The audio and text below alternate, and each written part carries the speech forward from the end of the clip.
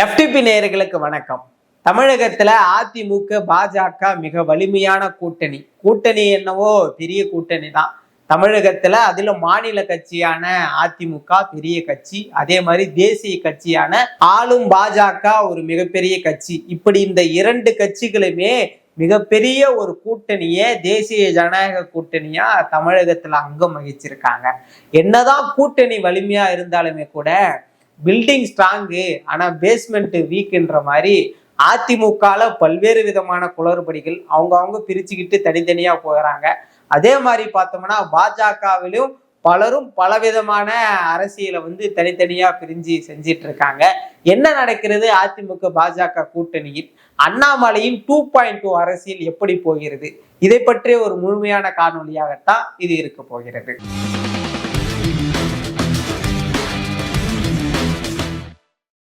2026 தேர்தலுக்கு ஒரு வருடத்திற்கு முன்பாகவே எடப்பாடி பழனிசாமியும் அமித்ஷாவும் கை கோர்க்கிறாங்க. அப்பவே எல்லாரும் சொல்லிட்டாங்க 2026ல எடப்பாடி நம்பின அந்த மெகா கூட்டணி உருவாகிடுச்சு, இனிமே அதிமுகவின் அரசியலை பாருங்க அப்படின்னு எல்லாம் தம்பட்டம் அடித்து பேசிட்டு வந்த நிலையில தான் அந்த கூட்டணியிலிருந்து இப்போ ஒவ்வொருத்தவங்களா வெளியே வந்துட்டே இருக்காங்க. இதை நம்ம தொடர்ந்து பேசிட்டு இருக்கோம்.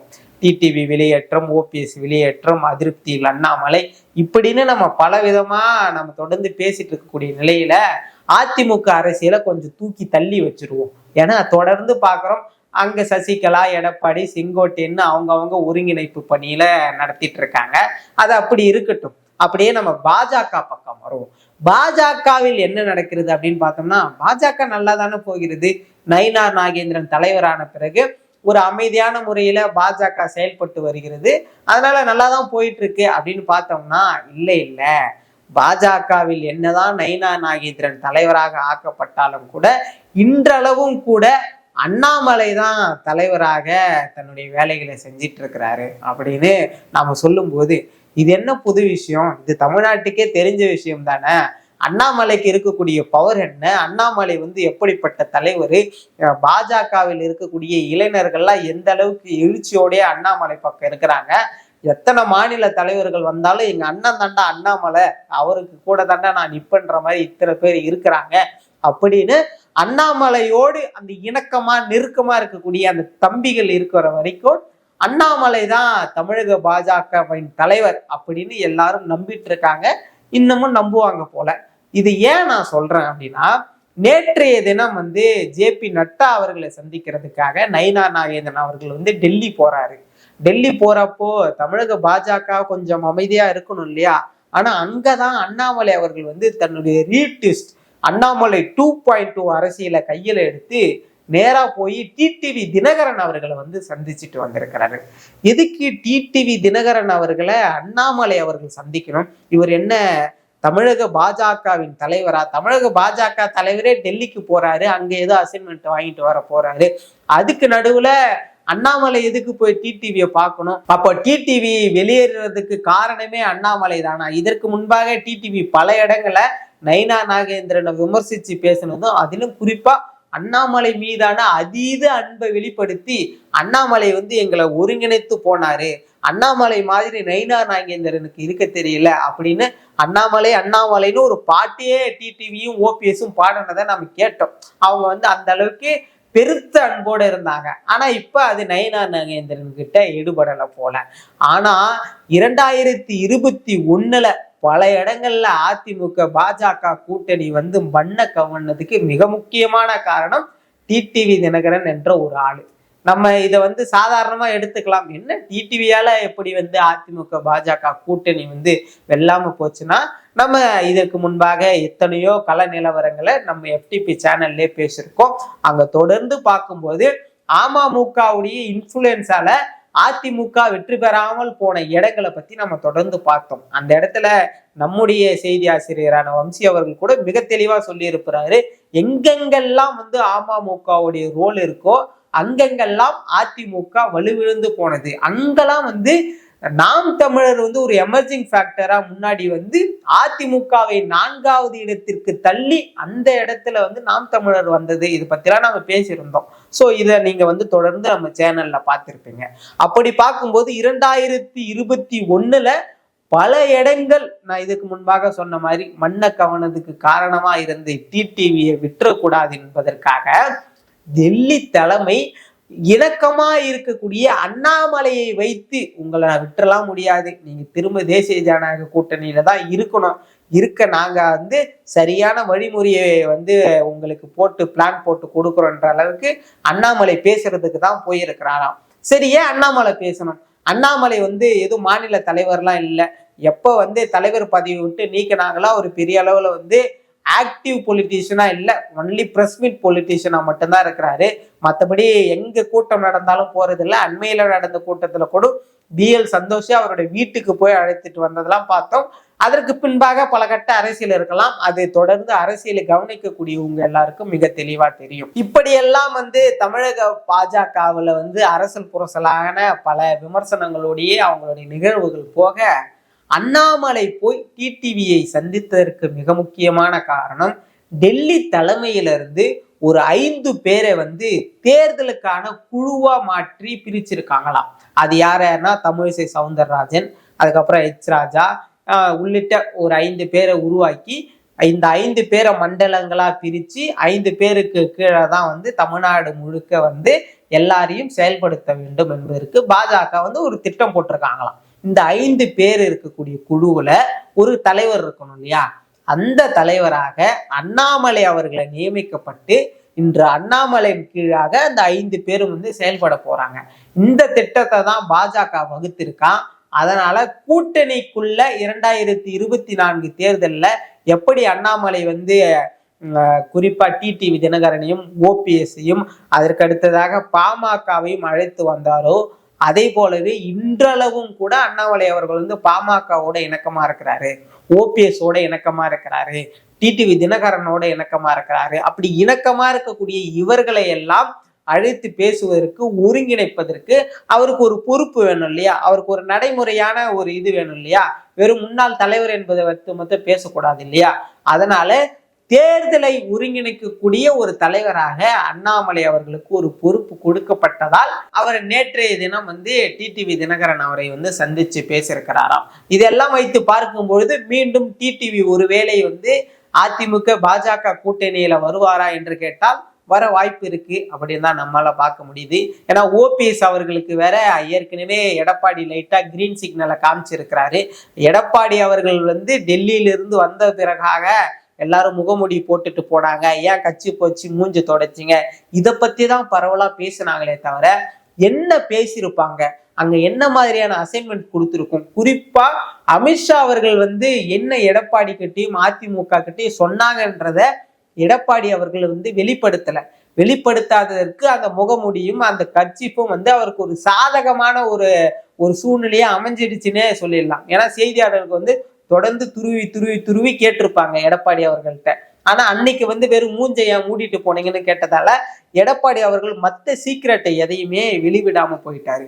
ஆனா எடப்பாடி அவர்களுடைய டெல்லி பயணத்திற்கு பிறகாக நீங்க நல்லா கவனிச்சு பாத்தீங்கன்னா தெரியும், OPS அவர்களை நம்ம அதிமுக கூட்டணியில அரவணைச்சிக்கலான்னு எடப்பாடி இருக்கிறாரு. அது ஓகே. அப்போ OPS நம்ம அதிமுகவோடு இணைச்சிடலாம். அடுத்ததாக டிடிவிக்கும் எடப்பாடிக்கும் தானே சிக்கல். ஆனா டிடிவி தனி கட்சி வச்சிருக்கிறாரு.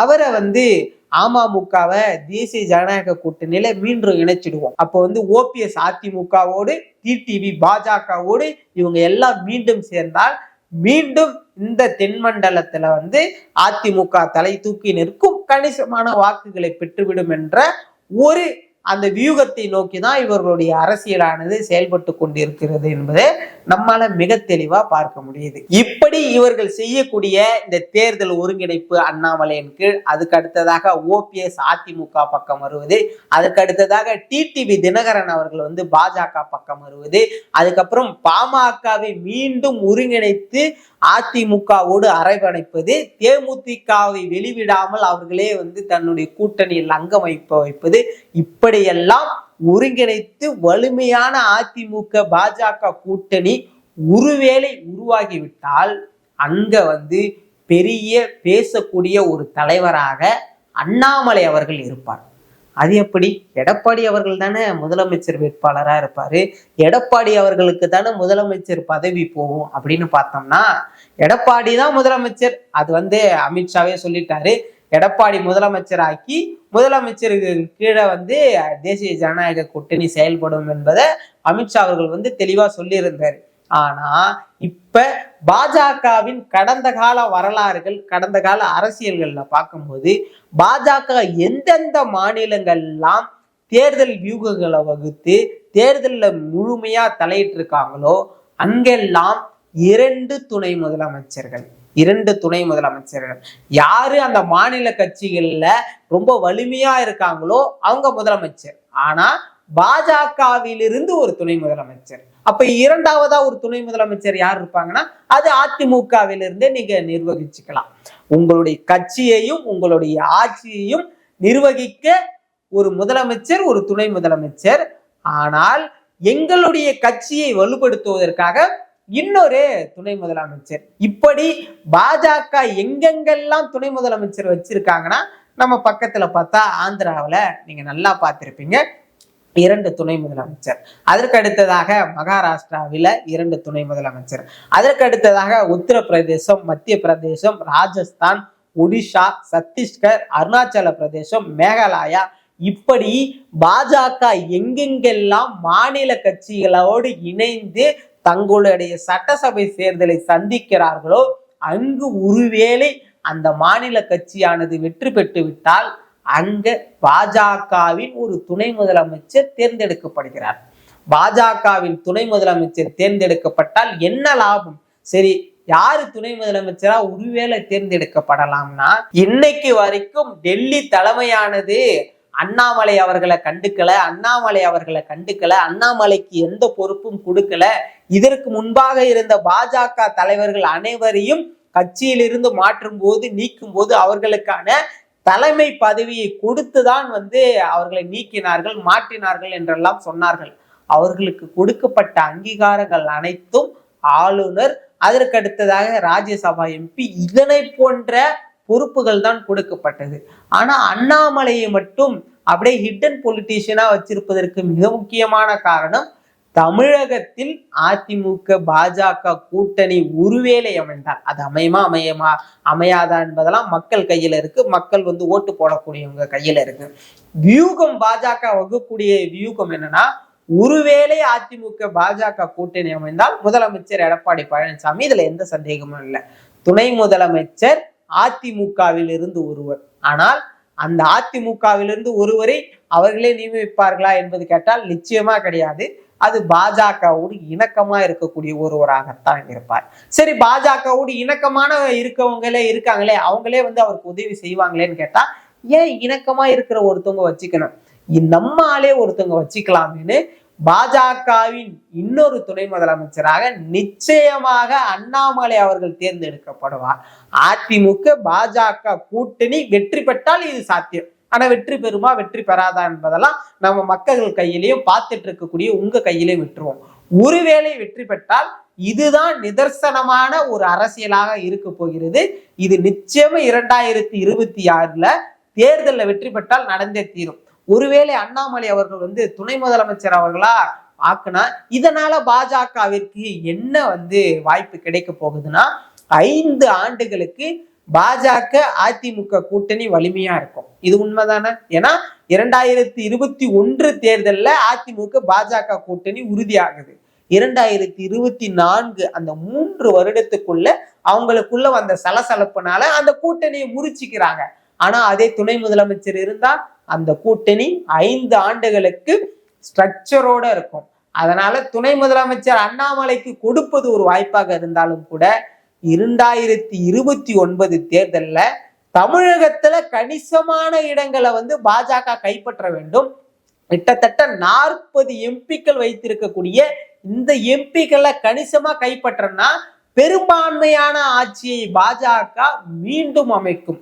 அதற்கான ஒரு வலிமையான திட்டத்தோடு தான் பாஜகவானது இன்று செயல்பட்டு கொண்டிருக்கிறது என்பதை நம்மால தெளிவா பார்க்க முடியுது. அப்போ முழுக்க அதிமுகவை கட்டமைப்பதற்கு பாஜகவிற்கு ஒரு நல்ல வாய்ப்பு இருக்கு. அவங்களுக்கு இது ஒரு பிசினஸ் மாதிரி தான். உனக்கு ஃபேவரபிளா நான் ஒண்ணு பண்றேன், அதனால 2029 எனக்கு ஃபேவரபிளா ஒண்ணு நான் பண்ணிக்க முடியும் என்பதற்காக பாஜக இந்த அளவுக்கு இறங்கி அவங்க பண்ணிட்டு இருக்காங்க. சோ இதையெல்லாம் வைத்து பார்க்கும்பொழுது என்ன தெரிகிறது என்றால், அதிமுகவின் தலைமையிடமாக மாறி போகிறதா டெல்லி தலைமை, இப்படியெல்லாம் பல விமர்சனங்கள் வந்தாலுமே கூட அதிமுகவை உண்மையிலே இன்றளவும் பாஜக தான் காப்பாற்றுகிறது. எந்த அளவுல காப்பாத்துகிறதுனா எடப்பாடிக்காக காப்பாத்திட்டு இருக்கு அப்படின்னு தான் நம்மளால பார்க்க முடியுது. சோ இந்த வீடியோவை பார்த்திருப்பீங்க. அண்ணாமலை அவர்களுடைய இந்த 2.0 அரசியல், அண்ணாமலையுடைய இந்த வியூகங்கள் செல்லுபடி ஆகுமா? அதிமுக அந்த அளவுக்கு வலுவிழந்து போயிருக்கு. எடப்பாடி அவர்களுடைய அந்த கரிஸ்மாட்டிக் அந்த ஸ்ட்ரக்சர் பத்தி உங்களுக்கு தெரியாதா அப்படின்னு நீங்க என்ன நினைக்கிறீங்க? அதை பத்தி மறக்காம கமெண்ட் பண்ணுங்க. நம்ம மேலும் ஒரு காணொளியில சந்திக்கலாம். நன்றி.